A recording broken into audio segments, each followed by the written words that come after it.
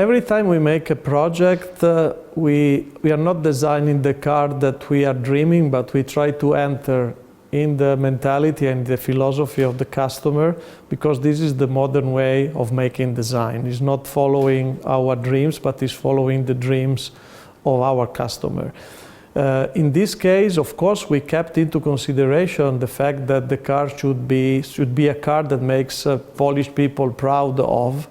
But at the same time, I am convinced that a modern design product should be appealing to everyone. Nowadays, no one, not only in cars, but in every product like electronics or whatsoever, everybody is thinking to a global market. So a nice design product is a nice design product in Poland, like in Germany, like in US.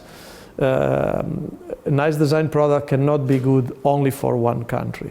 But despite to this input, it is important to say that also we try to add some touches that can be sensitive to the Polish culture. What I like of the result of the project is that the cars have a very nice stance and proportions. And because when you have a nice stance and proportions, this is a key to be successful, because this is what the customers are perceiving the first time they look at the car. Also, they are designed in a very simple way, without arrogance, but with a lot of dignity. I think we have to pursue dignity and elegance more than arrogance of sportiness in such kind of vehicles. So the vehicles are made out of clean and at the same time very complex surfacing that create also a kind of very sensual and sexy appeal.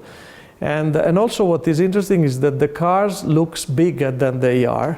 So approaching the car, you have a feeling being in front of a product that is coming from an upper segment. And this is also positive, because it's giving a feeling of having a big value for money.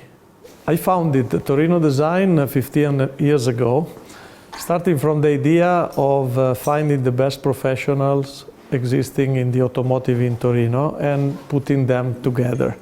This was the main reason for leaving Stile Bertone, where I was the managing director for more than 10 years. And this was really a challenge of creating a new business model, focusing not on the number of the people in a moment where all the design centers were becoming bigger and bigger, but more on the quality of the people. So the ideal was few but good. So starting from this idea, we created the company, and immediately we got trust from our clients that were knowing us since before. So based on this trust, we basically did all the startup of the company, and we continue up to now.